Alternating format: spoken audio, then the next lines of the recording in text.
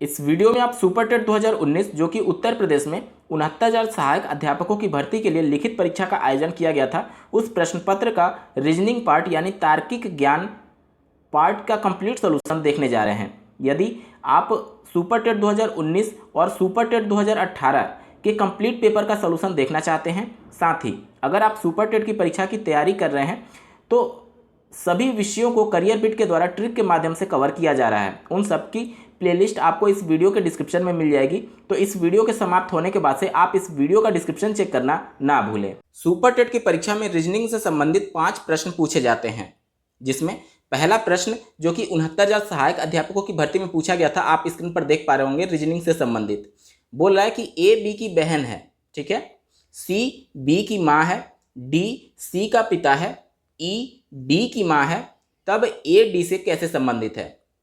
Blood relation से संबंधित प्रश्नों को सॉल्व करने के लिए अगर आप इसको बेसिकली देखेंगे तो आपको चीज़ें थोड़ी कंफ्यूज करेंगी। इस वजह से थोड़ा सिंबल्स अगर आप यूज करें और ट्रिक के माध्यम से चीज़ों को सॉल्व करने की कोशिश करें तो विद इन सेकेंड्स आप इन प्रश्नों को बिना कंफ्यूज हुए सॉल्व कर सकते हैं। चलिए मैं आपको बताता हूँ कैसे सॉल्व करना है।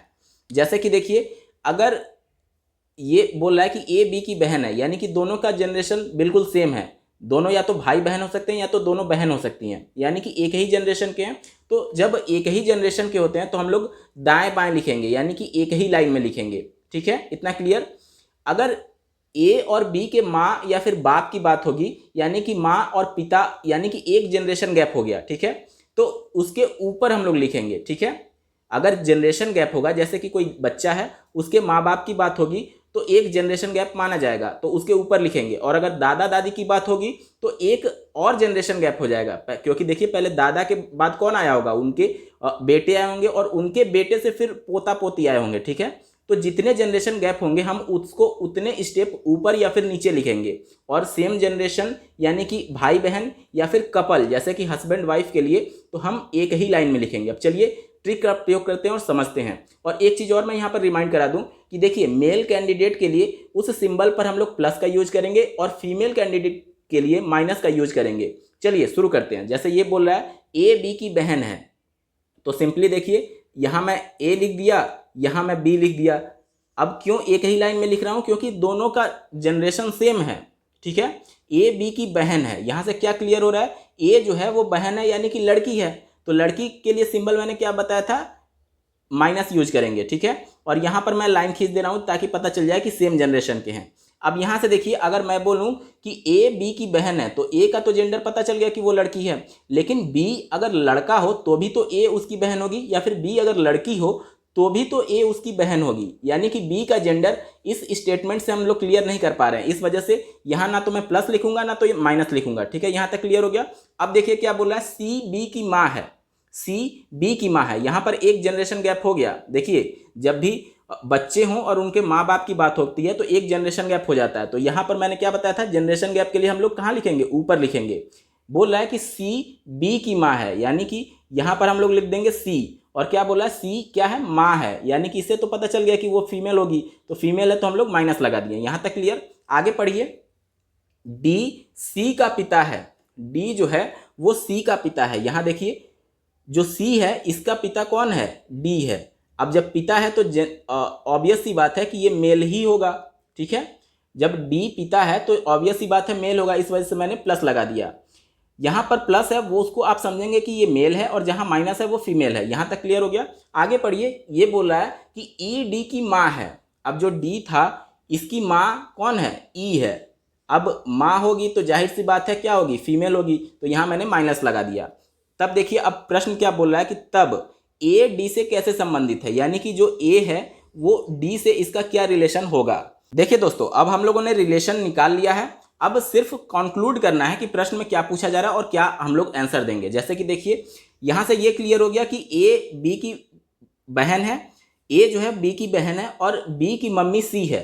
जब सी बी की मम्मी है तो वो ए की भी मम्मी होगी, क्यों, क्योंकि ए बी की बहन थी, तो यानी कि सी जो हो गई वो ए की मम्मी हो गई।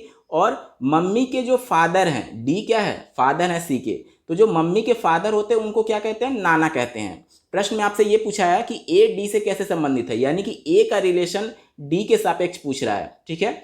तो यहाँ पर देखिए ए क्या थी, लड़की थी, माइनस है तो यानी लड़की हो गई, यानी कि जो ए है वो डी की क्या लगेगी, नतिनी लगेगी। क्या लगेगी, नतिनी लगेगी।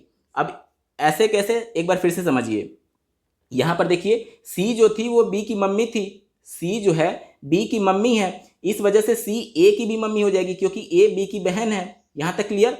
और मम्मी के जो फादर हैं, क्या बोला है, डी सी का पिता है, यानी कि सी के फादर यानी कि मम्मी के जो पापा हैं वो आपके क्या लगेंगे, नाना ही तो लगेंगे। और प्रश्न में आपसे ए डी से कैसे संबंधित है वो पूछा जा रहा है, तो ए डी से क्या होंगे, नतिनी होगी। ए जो होगी, जो लड़की है वो डी यानी कि नाना की क्या लगेगी, नतिनी लगेगी। लेकिन आप देखेंगे कि प्रश्न में ये ऑप्शन नहीं दिया गया है। देखिए जो हमारे रिलेशंस होते हैं, जैसे कि अगर दादा के साइड के आप रिलेशन देखें और नाना के साइड के रिलेशन देखेंगे तो पौत्री भी कह सकते हैं उसको, नतिनी को पौत्री भी कह सकते हैं। बस आगे एक वर्ड जुड़ जाता है कि ये मम्मी के साइड का रिलेशन है और ये पापा के साइड का रिलेशन है, ठीक है। तो नतिनी को आप पौत्री भी कह सकते हैं क्योंकि यहाँ पर नतिनी ऑप्शन दिया ही नहीं गया है और बाकी जो भी ऑप्शन दिए गए हैं वो सभी ऑप्शन गलत हैं। तो इस हिसाब से इसका उत्तर क्या हो जाएगा, ऑप्शन नंबर 2 पौत्री इसका सही उत्तर हो जाएगा। अगला प्रश्न है, निम्न में प्रश्नवाचक चिन्ह के स्थान पर क्या आना चाहिए। यहाँ पर देखिए आपको एक रिलेशन दिया गया है, एम के अनुपात 169 डिवाइडेड बाई 121 समानुपात जे एच अनुपात क्वेश्चन मार्क, और 4 ऑप्शंस दिए गए हैं, कौन सा उत्तर सही होगा। जो रिलेशन आपको दिया गया है इससे ये मीनिंग निकल रहा है कि यहाँ वाला जो रिलेशन होगा यानी कि इनके बीच जो अनुपात है, जो रिलेशन है, समानुपात का मतलब है कि वो बराबर होगा क्या, आगे वाले रिलेशन के। अब देखिए इसी रिलेशन से हम लोग कॉन्सेप्ट बिल्ड करेंगे। यहाँ पर देखिए एम के अनुपात 169 डिवाइडेड बाई 121 दिया गया है। यहाँ पर अगर एम की बात की जाए तो देखिए प्लेस वैल्यू कितनी होती है, 13 होती है। अब ये प्लेस वैल्यू कैसे आता है, टोटल आप लोग जानते हैं कि अल्फ़ाबेट्स की संख्या 26 है और अगर उनके सीक्वेंस के आधार पर, उनके क्रम के आधार पर अगर हम लोग नंबरिंग दे दें कि ए को 1, बी को 2, सी को 3, तो इस प्रकार से 26 नंबर हो जाएंगे ए बी सी से लेकर के जेड तक, ठीक है। तो जो m का प्लेस वैल्यू है यानी कि m 13वें नंबर पे आता है, ठीक है। तो यहाँ पर ध्यान दीजिएगा m जो है 13वें नंबर पर आ रहा है और k जो है यहाँ पर देखिए k जो है 11वें नंबर पे आ रहा है। तो इन्होंने क्या किया है कि m k का मतलब इन्होंने ये कर दिया है कि 13/11 कर दिया इनकी जो प्लेस वैल्यू है और इसको पूरा स्क्वायर कर दिया है। तो क्या आ गया 169 डिवाइडेड बाई 121, वही तो दिया इन्होंने। अब उसी सेम रिलेशन आपको JH के साथ निकालना होगा। तो देखिए J का प्लेस वैल्यू क्या होता है, 10 होता है। J का प्लेस वैल्यू क्या है, 10 है। फिर बट्टे कर देंगे और H की प्लेस वैल्यू क्या होती है, 8 होती है। H का 8 हो गया। अब इसका जब होल स्क्वायर आप करेंगे तो 10 का स्क्वायर हो जाएगा 100 और 8 का स्क्वायर हो जाएगा 64, यानी कि आपका आंसर क्या आएगा 100/64। ऑप्शन नंबर 1 में आपको दिया गया है, इस वजह से ये सही उत्तर हो जाएगा। अगला प्रश्न देखिए, राहुल अपने स्थान से 40 किलोमीटर पूर्व की ओर साइकिल चलाता है, फिर उत्तर की ओर मुड़ करके 20 किलोमीटर जाता है, फिर बाएं मुड़ करके 20 किलोमीटर जाता है। वह अपने प्रारंभिक स्थान से कितनी दूर है। 4 ऑप्शंस आपको दिए गए हैं, उत्तर बताना है। यहाँ पर देखिए सबसे पहले मैं एक सिंबल बना लेता हूँ कि जो दिशा होती है, जैसे कि इधर आपका ईस्ट हो गया, इधर वेस्ट, ऊपर नॉर्थ और नीचे साउथ, ठीक है। इससे हम लोग को हिंट लेंगे और यहाँ से मैं मान रहा हूँ कि राहुल चलना प्रारंभ कर रहा है, ठीक है। तो ये क्या कह रहा है, राहुल अपने स्थान से 40 किलोमीटर पूर्व की ओर साइकिल चलाता है। पहले पूर्व जा रहा है, यानी कि देखिए पूर्व इधर है तो 40 किलोमीटर मैं मान ले रहा हूँ कि ये 40 किलोमीटर हो गया, ठीक है। पूर्व की ओर 40 किलोमीटर यहाँ तक आ गया।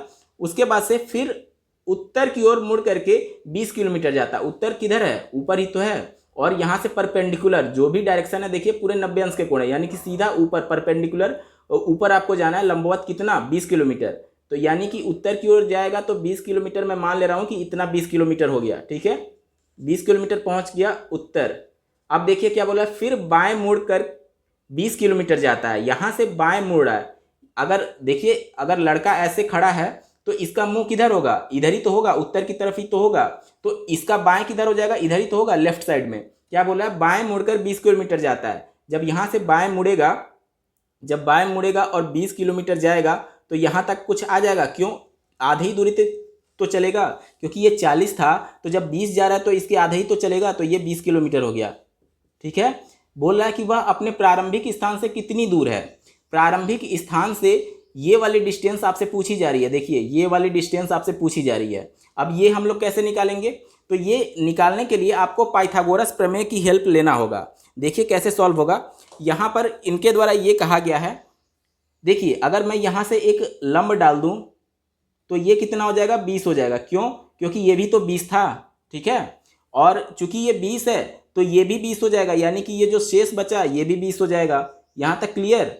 अब इस त्रिभुज में देखिए ए, बी और सी में देखिए, अगर इस त्रिभुज में हमको कर्ण निकालना है, यहीं तो दूरी निकालना है ए बी, कर्ण निकालना है तो क्या होता है? लंब का स्क्वायर धन आधार का स्क्वायर और बराबर कर्ण का स्क्वायर, यानी कि ए बी अगर हम लोग को निकालना है तो क्या हो जाएगा? अंडर रूट लंब का स्क्वायर, लंब कितना है? 20 है तो 20 का स्क्वायर हो जाएगा, प्लस आधार का स्क्वायर, आधार कितना है? 20 है तो इसका भी स्क्वायर हो जाएगा। यहाँ तक क्लियर? अब देखिए ये क्या हो जाएगा? अंडर रूट 20 का स्क्वायर होता है 400 प्लस इसका भी मान हो जाएगा 400, ठीक है। यहाँ तक क्लियर? इसको हम लोग क्या लिख सकते हैं? इसको लिख सकते हैं 400 गुणे 2 लिख सकते हैं। यहाँ तक क्लियर? उसके बाद से 400 का अंडर रूट जब आप करेंगे तो 20 आएगा और ये 2 वाला जो है वो अंडर रूट में रह जाएगा, यानी कि 20 अंडर रूट 2 किलोमीटर डिस्टेंस होगी ए बी की। और आपसे प्रश्न में क्या पूछा जा रहा है? वो अपने प्रारंभिक स्थान से कितनी दूरी पर स्थित है। तो यहाँ पर देखिए प्रारंभिक स्थान हमारा ये वाला था और ये ए बी हमने निकाल लिया। अब अंतिम दूरी यही तो थी, तो यही दूरी हमसे पूछी जा रही है ए बी की, जिसका मान हमने क्या निकाल लिया? 20 अंडर रूट 2 किलोमीटर, यानी कि ऑप्शन नंबर 3 आपका सही उत्तर हो जाएगा। अगला प्रश्न देखिए, आपसे पूछा जा रहा है किसी सांकेतिक भाषा में 256 का अर्थ यू आर गुड है, ठीक है। 637 का अर्थ वी आर बैड है और 358 का अर्थ गुड एंड बैड है। तो इस भाषा में एंड के लिए कौन सी संख्या प्रयुक्त की गई है? यानी कि जो 3 वर्ड्स दिए गए हैं उसके लिए 3 डिजिट्स यूज किए गए हैं। देखिए 3 कंडीशन दिए गए हैं, तीनों कंडीशन में 3 संख्याएं दी गई हैं, उनके लिए 3 वर्ड्स यूज किए गए हैं। तो आपको ये बताना है कि जो एंड वर्ड है, एंड वर्ड, उसके लिए कौन सी संख्या प्रयोग की गई है। इस टाइप के प्रश्नों को सॉल्व करने के लिए आपको कुछ हिंट दिए गए रहते हैं। देखिए जो तीनों सेंटेंस दिए गए हैं उसमें बहुत चीज़ें कॉमन होंगी और संख्याएं भी कॉमन होंगी, तो इसी के हेल्प से हम लोग निकालने की कोशिश करेंगे। देखिए यहाँ पर इन दोनों में क्या कॉमन हो रहा है? देखिए इन दोनों में अगर आप देखेंगे तो यहाँ पर आर कॉमन दिख रहा होगा आपको, यहाँ पे भी आर दिख रहा है, यहाँ पे भी आर दिख रहा है, यानी कि जो आर का सिंबल होगा वो डिजिट्स में भी कॉमन होना चाहिए। क्यों? क्योंकि यही डिजिट्स तो इसको रिप्रेजेंट कर रही हैं। तो देखिए इन दोनों में क्या कॉमन हो रहा है? देखिए यहाँ पर 6 कॉमन हो रहा है, यहाँ पर 6 कॉमन हो रहा है, तो यानी कि आर का सिंबल क्या हो गया? 6 हो गया, ठीक है। अब देखिए और कुछ इन दोनों में पहले और तीसरे में देखिए क्या कॉमन हो रहा है?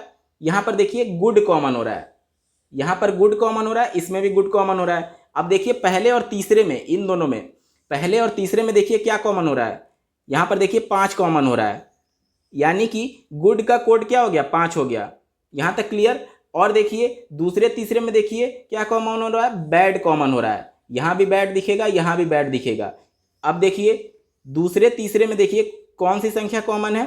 तो यहाँ पर देखेंगे तो 3 कॉमन है। अब देखिए तीसरे में सिर्फ एक संख्या बच गई 8, और वहीं आपका एक वर्ड बच गया एंड, यानी कि जो 8 है वो एंड का कोड हो जाएगा, और प्रश्न में आपसे एंड का ही कोड पूछा गया था, यानी कि आपका उत्तर क्या हो जाएगा? 8 हो जाएगा। अगला प्रश्न देखिए, किसी संकेत में FORGE को FPTJI लिखा जाता है, उसी संकेत में CULPRIT को कैसे लिखा जाएगा? इस टाइप के प्रश्नों को सॉल्व करने के लिए जो हमारे पास दिया गया रहता है कि इसको इस प्रकार से लिखा गया है तो इसको कैसे लिखा जाएगा, तो इसी का हेल्प लेकर के हम लोग चीज़ों को अरेंज करेंगे। जैसे कि देखिए F को F ही लिखा गया है, यानी कि इसमें उसी को लिख दिया गया है, कोई भी आगे नहीं बढ़ा है। यहाँ पर देखिए O के बाद से P आता है, यानी कि अगला अल्फ़ाबेट लिखा गया। यहाँ पर देखिए R के बाद से S को छोड़ दिया गया, फिर T लिखा गया, यानी कि दूसरा R के बाद से दूसरा अल्फ़ाबेट लिखा गया। G के बाद से HIJ, यानी कि तीसरा अल्फ़ाबेट लिखा गया। यहाँ पर देखिए E के बाद से FGHI, यानी कि चौथा अल्फ़ाबेट लिखा गया। अब यही रूल आपको यहाँ पे अप्लाई करना है। देखिए हमको 0 से चलना था, तो यानी कि पहला क्या हो जाएगा? पहला हमारा C हो जाएगा। उसके बाद से U के अगला लेना था, क्योंकि एक प्लस करना था, तो U के आगे क्या हो जाएगा? V हो जाएगा। उसके बाद से L के आगे दूसरा लेना था, तो L के आगे क्या होता है? J के L M N होता है, तो आपका N हो जाएगा। उसके बाद से P के आगे तीसरा लेना था, तो P के बाद तीसरा कौन सा हो जाएगा? Q R S हो जाएगा।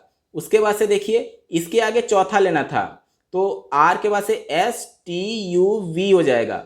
उसके बाद से देखिए यहाँ पर आई है, इसका 5वां लेना है तो जे के एल एम एन हो जाएगा। उसी प्रकार से टी के 6वां लेना है तो गिनिए, टी के बाद से U V W X Y और 6वां जेड हो जाएगा। तो इसका उत्तर क्या आ जाएगा, जेड आ जाएगा। तो यहाँ पर देखिए किससे ये मैच कर रहा है, C V N S V N Z, C V N S V N Z, यानी ऑप्शन नंबर 3 इसका सही उत्तर हो जाएगा। दोस्तों यहाँ पर सुपर टेट 2019 यानी 69,000 पीआरटी के लिए जो परीक्षा का आयोजन किया गया था उसमें का रीजनिंग का पार्ट पूरा समाप्त हो चुका है। आपको ये वीडियो कैसा लगा कमेंट जरूर करिएगा। साथ ही सुपर टेट 2018 जो कि 68,500 के लिए हुआ था और 19 दोनों के पेपर का कंप्लीट सोल्यूशन देखने के लिए और सुपर टेट के पूरे सिलेबस को ट्रिक वाइज कवर करने के लिए आप इस वीडियो का डिस्क्रिप्शन जरूर चेक करें। साथ ही करियर बिट के प्लेलिस्ट में जाएंगे तो आपको सभी सब्जेक्ट्स के ट्रिक वाइज कॉन्सेप्ट देखने को मिलेंगे। तो इस वीडियो को देखने के लिए आपका बहुत बहुत धन्यवाद। भगवान करे आपका दिन शुभ हो।